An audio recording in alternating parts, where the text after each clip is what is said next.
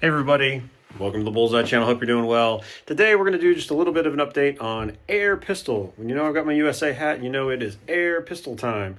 And we've had a lot of like non-air pistol videos out lately, and we're going to have a bit more. So I figured I'd give you just like kind of a quick update because that's what I'm focused on right now. So here we are, right? We're down here in the place that you're familiar with. But what I'm going to do is well, not right there, but I'm going to cover this up. We're going to take a little bit of a walk, and we're going to walk into my air pistol range in my basement, and we're just going to walk through what I did today. So I'm going to go dark for a minute, and we're almost there, I promise. Bamsis, there we are. All right, we are in the air pistol area, also known as my guest room. So I showed this a little bit, but what I think I'll do is kind of just show you what I got working on here. So this is where I do my air pistol. Usually I keep my stuff kind of out, right? You know, away from the kids, but out. And down here you'll have a collection of my journal, a couple air pistols locked away in a case, and just a menagerie of pellets. So make sure you have your D-lead. And let's see what we did today. So when we're shooting, we are shooting all the way down there. And as you can see right here, oh, actually, I marked it off, and it is 95% of 10 meters. So not a full 10 meters. And that's just what we can. Now, to mitigate that, what I do is show you the target is I actually, if I hit here,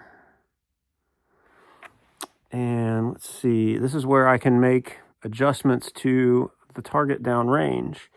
And here I have set the, as you can see, I have set the distance device for 9 meters. So my concentric rings that I'm shooting on at 95%, 9.5 meters, is for 9 meters. So I like that for a couple reasons. The first is that I'm not giving myself an unfair advantage if I ever did like a postal or anything. And I'm actually putting myself at a little bit of disadvantage during my practice. So walking into a match, I should feel pretty confident that, you know, I can, really achieve my practice scores or greater.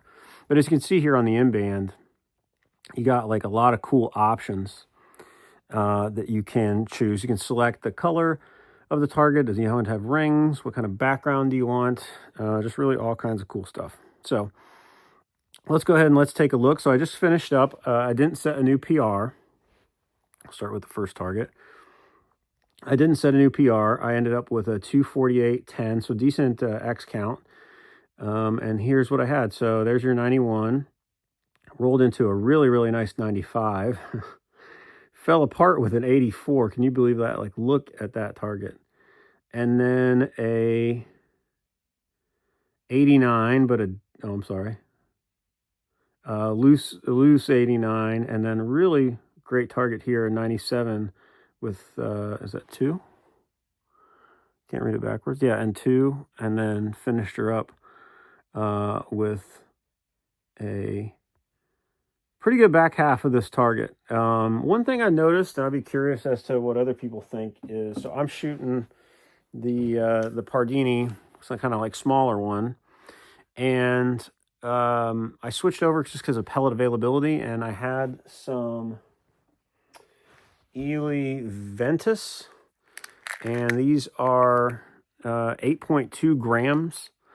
So I guess on the heavier side, and I actually really started liking them, and they started shooting really, really well. Normally, my go-to is the 4.5. Is it gram or grain? It's got to be gram, right?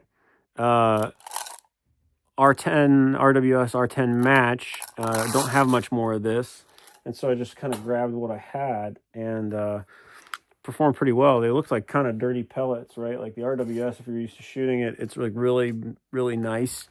And this is like kind of looks a little like hazy, you know. It's like looks like it's a cheapo, but it shot pretty well. Interested in your thoughts. A couple other things I've been working on is my breath control and trigger placement, trigger finger placement. So for breath control, I've been trying to switch from a full lung, full belly, just full of air when I'm pulling the trigger, because it has made me feel a little bit unstable. I've done that in Bullseye in the past to help just sort of like serve as a buffer against recoil. But for this, I seem to shoot better if I have released air from at least my chest. And so what I do is I bring the gun up, breathing in pretty heavily, bracing through my stomach, through my legs. And then as the front sight, settles in on the target, I kind of just let out enough breath to get me down to a 6 o'clock hold. So, and I just think slow building pressure on the trigger, slow building pressure on I mean, obviously, as I'm coming down on the target, I'm already at like about 55, 60% of my trigger pull, and then kind of break the shot. That has helped me with the flinchies, obviously not on that one target that you saw, but that has helped. And then I know I said a couple of videos ago that I actually have started putting the pad of my finger on here. It just doesn't feel solid, so I have moved back to the first notch here, just kind of putting it right there on that bony section. And as long as I do pulling the trigger as I bring it into the black and really just thinking about that auto trigger, that slow building pressure on the trigger, it hasn't had really any issues. And then for my front sight, my vision, I have been paying a lot more attention and trying to focus harder. The lighting down here is not great. It's way better in an actual facility. But really, really focusing on the placement of that front sight, the top of the front sight specifically, and making sure that it doesn't deviate, or I mean, it deviates a little bit, but making sure that, I'm kind of doing right by it. So that's where I'm at. I don't have a whole lot else to share. I've got not Winter Air Gun. I got a CMP match, I think, coming up this week. So if you're at Camp Perry, look me up. I'll be somewhere on the line, I hope, unless plans change. But I hope you're well. Keep journaling. Keep shooting. It's the Marine Corps birthday, by the way. Semper Fidelis to all you devil dogs out there. And have a great day.